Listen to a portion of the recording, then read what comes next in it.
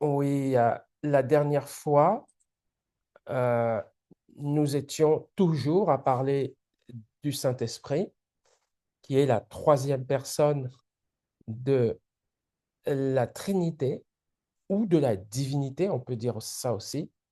Et on s'aperçoit finalement que le Saint-Esprit, c'est considérable le travail que fait l'Esprit de Dieu en nous, au travers de nous, par nous.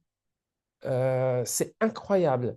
Je vais juste revoir le texte, justement par rapport à ça. On voit que le Saint-Esprit fait énormément de choses, hein, depuis donc ce que nous avons vu euh, concernant donc le Saint-Esprit. On avait vu donc que euh, c'est une personne qui agit, qui crée, qui a des sentiments, qui dit je, hein, quand il parle, qui peut être attristé. Voilà, on a vu tout ça. Et tout cela nous montre que ce n'est pas seulement une force. L'Esprit de Dieu n'est pas une force seulement, mais l'Esprit de Dieu, c'est une personne à part entière qui donne des instructions, qui parle, qui est irrité parfois, qui est content ou qui est triste.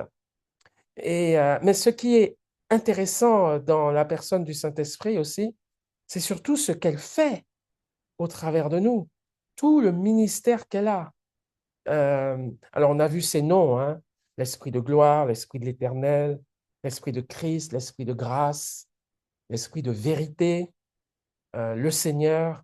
Voilà, il a divers noms qui caractérisent d'ailleurs le fait que euh, amplifie ou qui atteste le fait qu'il est Dieu.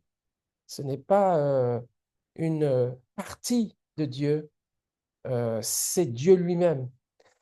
Mais ce qui est très intéressant, c'est surtout ce qu'il fait euh, sur Terre et ce qu'il fait parmi les hommes, aussi bien les hommes qui connaissent Dieu que les hommes qui ne connaissent pas Dieu, les hommes et les femmes qui ne connaissent pas Dieu.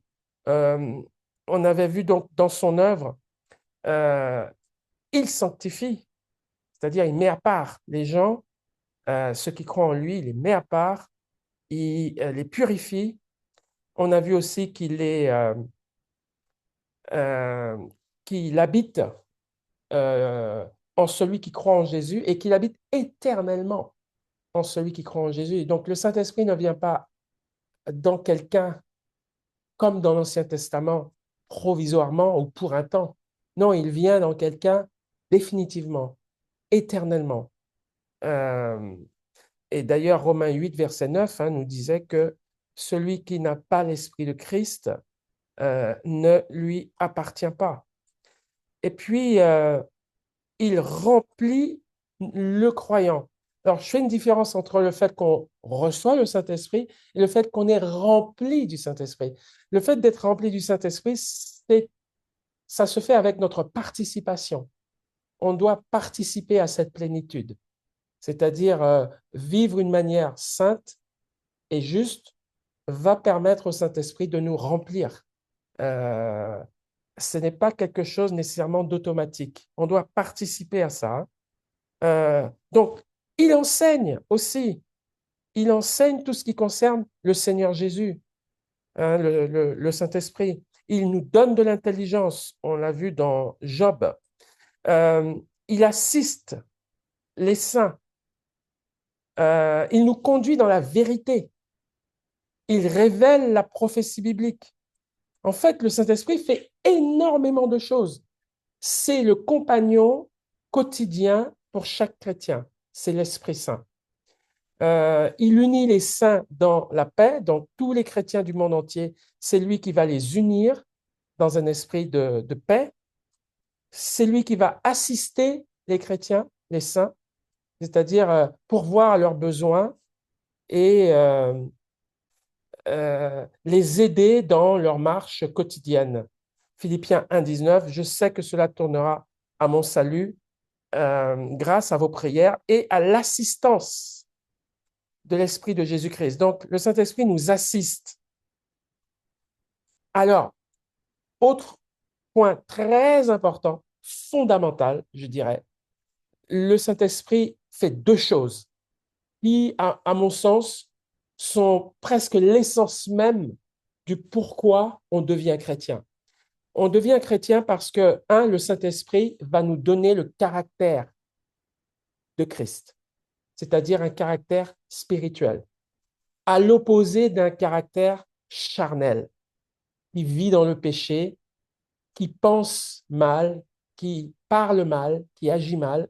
Le Saint-Esprit, lui, va nous donner de nous comporter d'une manière bonne, sainte, juste, de dire des paroles justes, aimables, constructives et d'avoir des pensées honorables.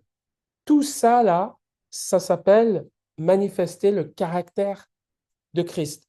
Parce que si on ne manifeste pas le caractère de Christ, je dirais qu'on a fait la moitié ou on incarne la moitié de ce qu'un chrétien doit être.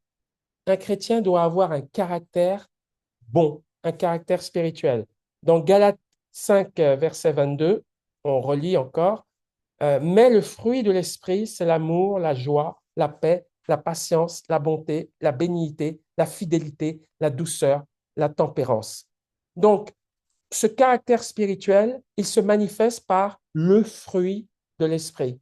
Non pas les fruits de l'esprit, mais le fruit de l'esprit. C'est-à-dire un fruit spirituel dans lequel on trouvera des caractéristiques de piété, comme l'amour, la joie, la paix, la patience, la bonté, la bénignité, la fidélité, la douceur, la tempérance. Tout ça, là, constitue le caractère de Christ ou le caractère de l'Esprit aussi. Et ça, c'est très important pour le témoignage, parce que si on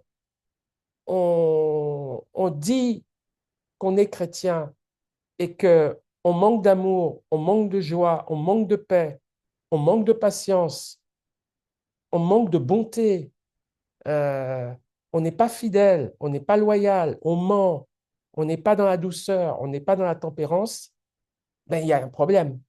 Il y a un problème parce que le chrétien qui est transformé par l'Esprit de Dieu, en fait, il va euh, emmagasiner ce caractère de Christ.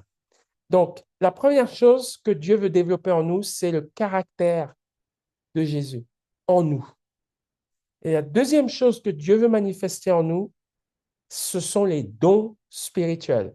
On en a parlé la dernière fois, les dons spirituels, et on a fait la liste.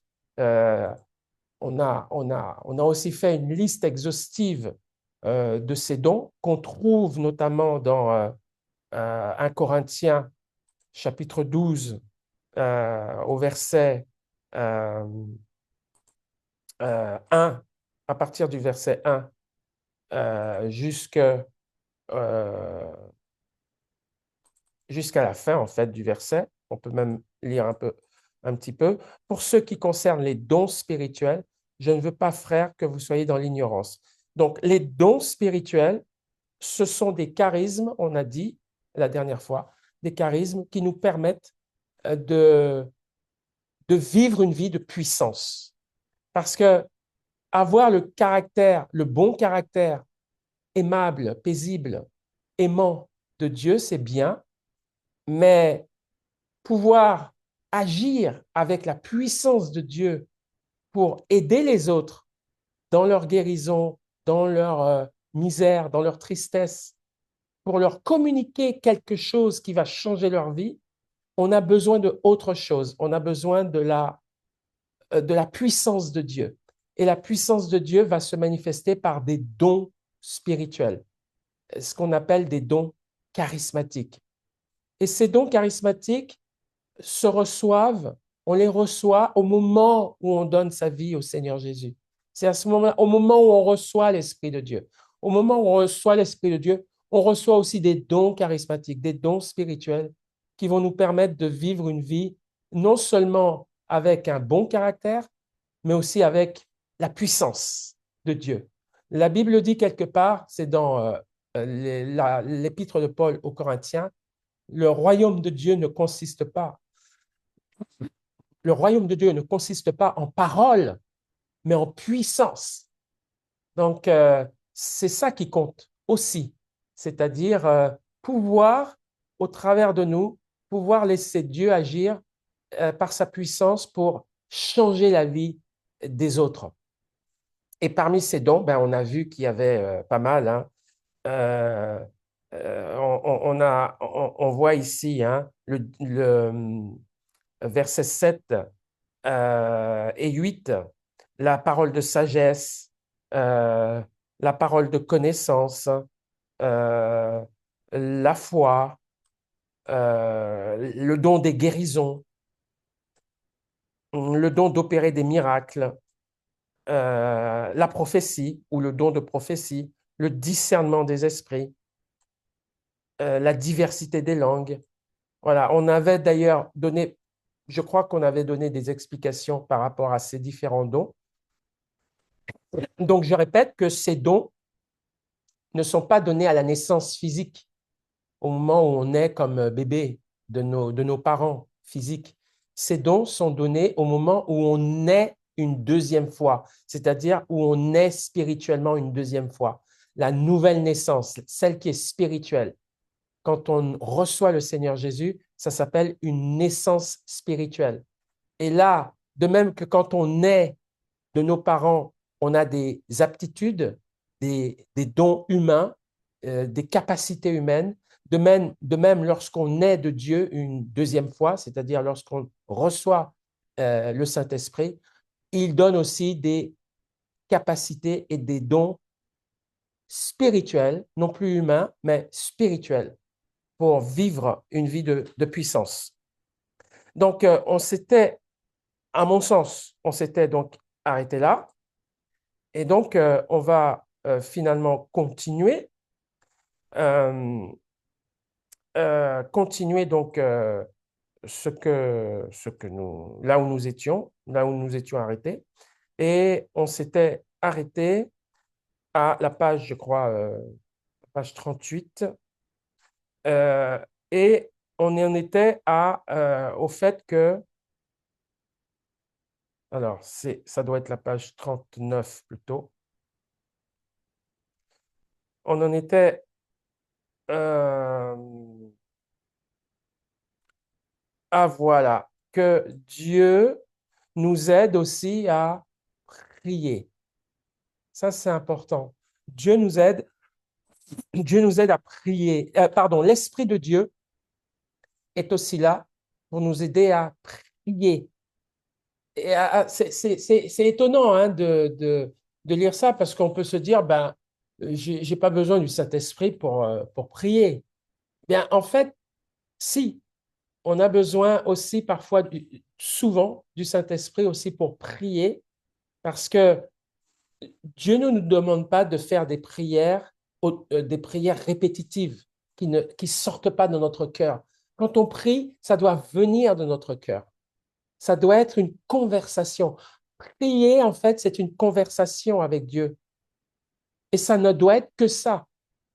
Prier ne doit pas être une formule magique et répétitive, comme si on donnait des mantras ou des paroles qu'on répète, qu'on répète, qu'on répète, un peu comme dans la méthode Coué, on répète des paroles en pensant qu'en répétant ces paroles, ça va agir de manière magique. La foi chrétienne, ce n'est pas de la magie. La foi chrétienne, c'est une conversation responsable, intelligente et volontaire que l'on a avec Dieu. C'est ça la vraie prière. C'est-à-dire, je m'adresse à quelqu'un. Dieu, c'est quelqu'un, c'est pas un robot, c'est pas une machine qui peut pas répondre. C'est une personne comme toi et moi.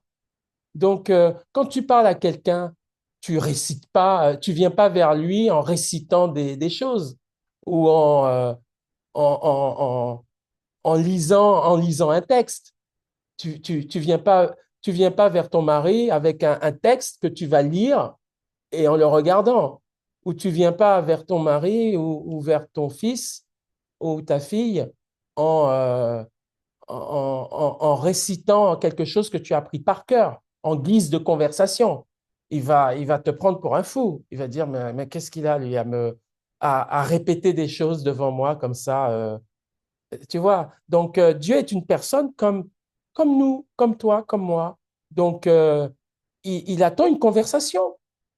Il attend qu'on déverse notre cœur, qu'on commence à parler, on commence à dire ce qui ne va pas, ce qui va dans la journée, qu'on a besoin de son aide. Alors, on peut parler avec respect, bien sûr, avec Dieu. Dieu doit être approché avec un grand respect parce que c'est le Seigneur de l'univers. C'est pas n'importe qui. Mais en même temps, on est ses enfants. Et comme on est ses enfants et qu'il est notre Père, on peut aussi parler à Dieu comme un enfant qui parle à son Père. Donc, avec respect, certes, mais avec, je dirais, avec une filiation parentale. Donc, et avec simplicité surtout. Quand je parle à ma mère ou à mon père, surtout quand je suis un enfant, je parle avec mon cœur, avec mon père et avec ma mère. Et Dieu veut qu'on lui parle de cette façon. Et parler avec Dieu, c'est ça, prier. Et c'est rien d'autre que ça. Prier, c'est parler avec son Père, parler avec Dieu. Mais parfois, quand on parle avec Dieu, on a du mal, comment dirais-je, on ne trouve pas les mots parfois. On est bloqué ou on a du mal à parler. Eh bien, c'est là justement que le Saint-Esprit intervient. Et évidemment, on va lire le verset en question. C'est là où le Saint-Esprit intervient pour nous donner les paroles qu'il faut, parce que parfois, effectivement, on peut avoir du mal à trouver les mots, euh, parce que soit qu'on souffre, soit on est dans une forte émotion, soit qu'on n'arrive pas à trouver le mot juste qu'il faut. Eh bien, ici, il est dit, dans Romains chapitre 8, versets 26 et 27, de même aussi, l'Esprit nous aide dans notre faiblesse, car nous ne savons pas ce qu'il nous convient de demander dans nos prières. Mais l'Esprit lui-même intercède par des soupirs inexprimables. Et celui qui sonde les cœurs connaît quelle est la pensée de l'Esprit, parce que c'est selon Dieu qu'il intercède en faveur des saints.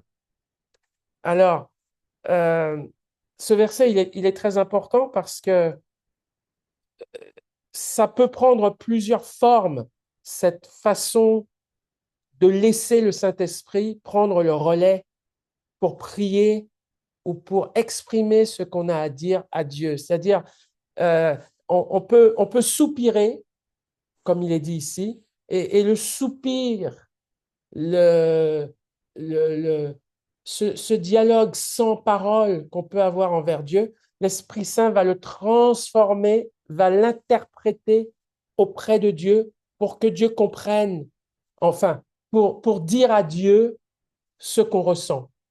Voilà. Mais aussi, nous croyons aussi, je crois aussi que la prière en langue, c'est-à-dire la prière dans une langue spirituelle, peut aussi nous aider à parler à Dieu parce qu'on ne trouve pas les mots dans notre langue maternelle, on ne trouve pas les mots qu'il faut pour lui parler. Et le parler en langue, justement, un des dons du Saint-Esprit, le parler en langue de langue céleste, ce parler en langue peut nous aider à communiquer avec Dieu lorsqu'on est un petit peu à court de paroles. Alors, on voit ça notamment, je vais essayer de le trouver hein, pendant que je te parle. On voit ça notamment dans 1 Corinthiens, hein, 1 Corinthiens chapitre 14. Euh, donc, je vais essayer très rapidement de, de voir ce... Ah ben, on n'est pas loin, hein, puisqu'on était dans 1 Corinthiens 12. Donc, il suffit d'aller dans 1 Corinthiens 14. Voilà, j'y suis. Et puis là, je vais ouvrir un peu plus gros les textes. Et là, justement, dans 1 Corinthiens 14, on va regarder ensemble d'ailleurs le passage ici. Dans 1 Corinthiens 14, il est dit, euh, verset,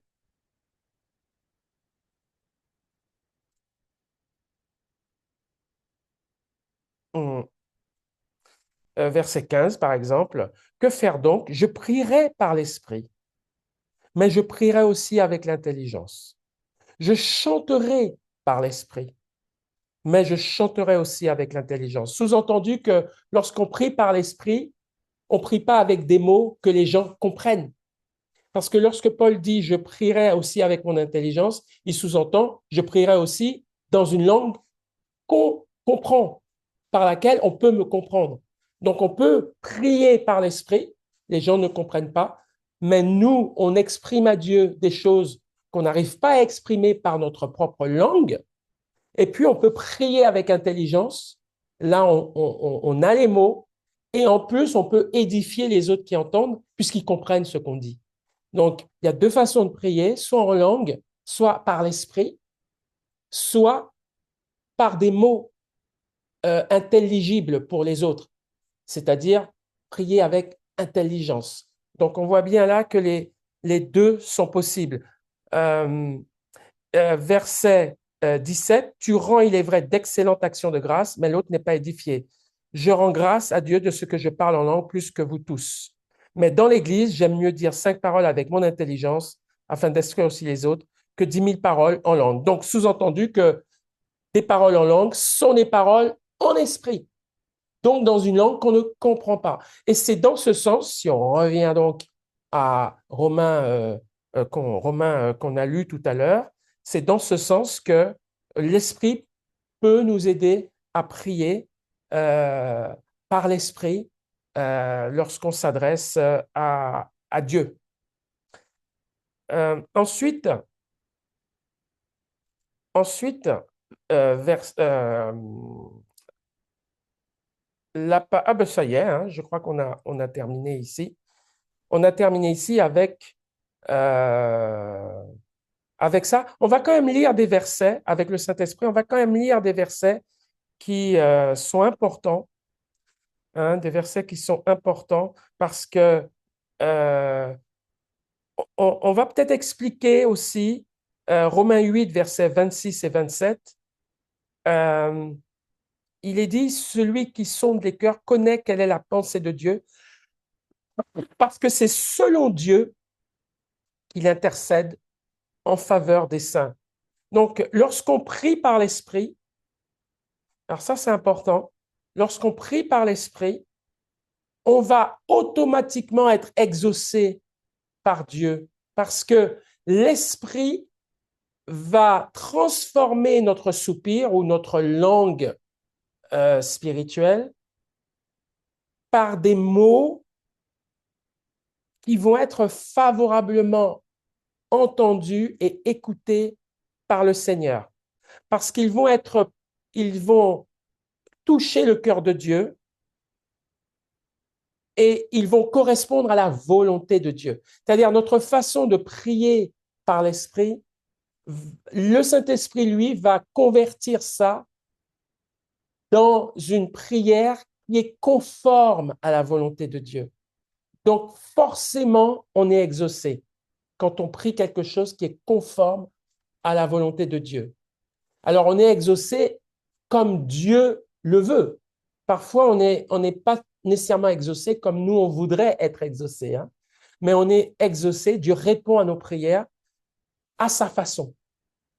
Et c'est bon, parce qu'à partir du moment où Dieu répond à notre prière, à notre cri, à notre détresse, et qu'il répond favorablement, c'est que d'une manière ou d'une autre, il nous a entendus et qu'il est en train d'agir en notre faveur. C'est ça que ça veut dire. Voilà, on va lire Éphésiens quand même, chapitre 6, verset 18, ah, et puis on va lire également 1 Corinthiens, chapitre 14. Donc, je regarde d'abord Éphésiens Faut pas que je me trompe. Voilà. On va lire dans Éphésiens chapitre 6, verset 18. Faites en tout temps par l'Esprit toutes sortes de prières et de supplications. Veillez à cela avec une entière persévérance et priez pour tous les saints. Donc là, il est dit, faites par l'Esprit, c'est-à-dire à la façon de Dieu, non seulement dans la forme, c'est-à-dire en priant dans une langue qu'on ne comprend pas, dans une langue céleste, mais aussi dans le fond, dans le fond. C'est-à-dire, cette prière par l'Esprit va être traduite selon Dieu et va recevoir une écoute favorable et va recevoir un exaucement selon Dieu. C'est tout ça que cela veut dire, que cela signifie. Faites en tout temps par l'Esprit toutes sortes de prières et de supplications. Les supplications, c'est supplier Dieu, implorer Dieu. Donc, c'est des prières très ferventes où euh, on crie littéralement à Dieu pour être exaucé. C'est souvent des prières de détresse, des prières où on n'en peut plus, hein, où on crie à Dieu pour avoir une réponse, pour avoir une délivrance particulière ou pour quelqu'un d'autre qui est dans une situation critique, on va supplier le Seigneur. Donc, c'est des prières extrêmement ferventes, les supplications, hein. Veillez à cela avec une entière persévérance et priez pour tous les saints. Et cette persévérance, c'est très lié à la supplication. Parce que quand on supplie le Seigneur, en général, on insiste. En général, c'est sur plusieurs jours, voire plusieurs mois, même plusieurs années. On se rappelle que Sarah, qui ne pouvait pas avoir d'enfant et qui était la femme d'Abraham, elle a supplié le Seigneur pour pour avoir des enfants. Elle a supplié le Seigneur. Rebecca aussi, la femme d'Isaac. Ces femmes ont supplié le Seigneur pour pouvoir avoir des enfants, un enfant. Et donc, elles ont prié plusieurs années. Donc, la supplication demande de la persévérance. Et Dieu aussi, donc, nous demande de prier pour tous les saints. Alors, encore une fois, le mot saint, c'est les chrétiens vivants. Voilà, c'est les chrétiens vivants. Évidemment, là, on pense aux chrétiens vivants parce que un chrétien qui est mort, il n'a plus besoin de prière puisqu'il est dans la présence de Dieu, il est sauvé par définition, hein, il est dans la présence de Dieu et il n'a plus de rôle à jouer sur terre puisqu'il n'est plus sur terre. Il est dans la présence de Dieu. Donc, lorsque Paul parle de prier pour tous les saints, forcément, il s'agit des saints vivants, parce que c'est eux qui sont en difficulté, c'est eux qui sont persécutés, c'est eux qui souffrent, euh, c'est eux qui sont dans des situations compliquées. Hein, ce sont les saints vivants. Les saints qui sont morts ne souffrent plus, ils sont dans la présence de Dieu. Donc, voilà, priez pour tous les saints. Ensuite, l'autre passage, 1 Corinthiens 14, que faire donc? Je prierai par l'esprit, mais je prierai aussi avec l'intelligence. Je chanterai par l'esprit, mais je chanterai aussi avec l'intelligence. C'est le verset qu'on a lu tout à l'heure pour bien montrer que prier par l'esprit, c'est prier euh, par le Saint-Esprit qui prend le relais de notre intelligence et ça peut nous amener à prononcer des paroles célestes, en tout cas spirituelles, qu'on ne comprend pas et que personne ne comprend, mais que ces paroles qu'on ne comprend pas sont traduites dans la présence de Dieu de manière juste et efficace pour que Dieu réponde à cette prière. Euh, voilà. Donc, en gros, on va dire ce que on peut dire sur cette troisième personne, hein, de la Trinité qu'est le Saint-Esprit. On s'aperçoit finalement que l'Esprit de Dieu, euh, pour le chrétien, fait un travail énorme d'assistance, de plénitude, dans son caractère, dans la puissance, dans ses charismes, dans ses dons spirituels. Si le Saint-Esprit n'était pas là, on serait extrêmement limité. Et grâce à la présence du Saint-Esprit en nous, on peut être des chrétiens puissants, efficaces, et en plus, qui peut changer notre caractère et nous donner le caractère de Christ. Donc, c'est une personne de la Trinité qui, dans cette période, on appelle aussi dispensation, dans cette dispensation de l'Église, dans cette période dans laquelle nous nous trouvons, qui est la période de l'Église, l'Esprit Saint joue un rôle donc capital, primordial. Et sans l'Esprit Saint, eh bien, on ne peut pas vraiment vivre une vie chrétienne de puissance et d'épanouissement. Donc, c'est ça qu'on peut dire là. Euh, on a terminé avec ces trois personnes que constitue Dieu. On a vu le Père, on a vu le Fils, on a vu l'Esprit Saint, le Saint-Esprit. On a vu les raisons pour lesquelles elles sont appelées, elles ont les caractéristiques divines, les attributs divins qui font qu'elles sont Dieu, leur personnalité unique, distinctes les unes des autres, mais tout en étant unis dans l'action. Ils ne se séparent jamais, ils sont toujours en accord et ils marchent toujours ensemble. Mais ils sont distincts en personnalité. Mais comme ils ont les attributs de Dieu et qu'ils sont égaux dans ces attributs divins, on ne peut pas parler de Dieu différents. On a bien un seul Dieu en trois personnes. Et chacun a un rôle spécifique dans cette Trinité. Le Père envoie le Fils dans le monde, le Fils meurt pour nos péchés et ressuscite, et le Saint-Esprit nous remplit de sa présence pour mener une vie chrétienne de puissance et de sainteté. Voilà le rôle de ces trois personnes dans l'humanité et pour l'humanité. La prochaine leçon qu'on va voir, ce sera la doctrine des baptêmes. Parce que à un moment donné, Jésus dit dans l'évangile de Matthieu, et aussi dans l'évangile de Marc d'ailleurs, hein,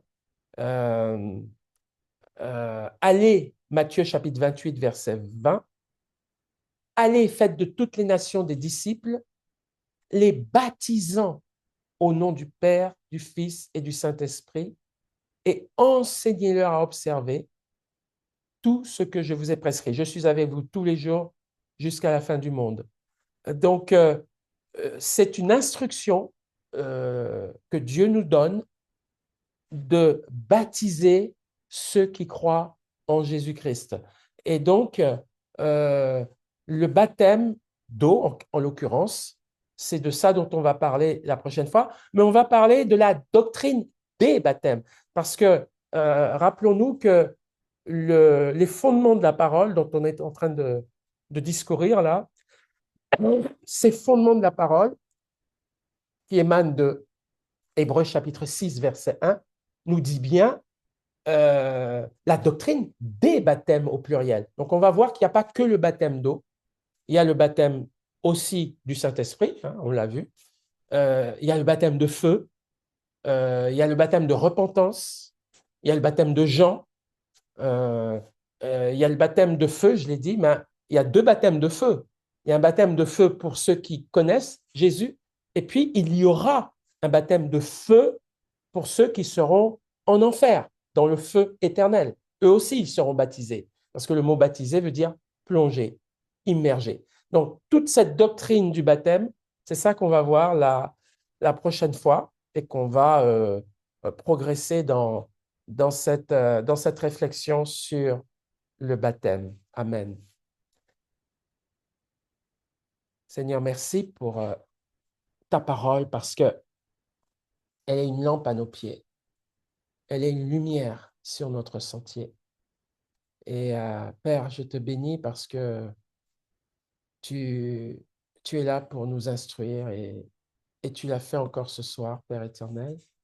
Et merci de toucher les cœurs qui entendent aussi cet enseignement. Merci de convaincre, de parler, de toucher, d'amener progressivement ceux qui entendent cet enseignement à te connaître et à vivre selon toi, à ressembler à Jésus dans leur caractère et à accepter Jésus et à recevoir ta puissance. C'est ça, Seigneur, que tu veux. Alors je prie, Seigneur, qu'au travers de ce qui a été dit ce soir, tu puisses atteindre cet objectif et que plusieurs soient sauvés, édifiés, bénis par cet enseignement. Je te le demande au nom de Jésus. Amen.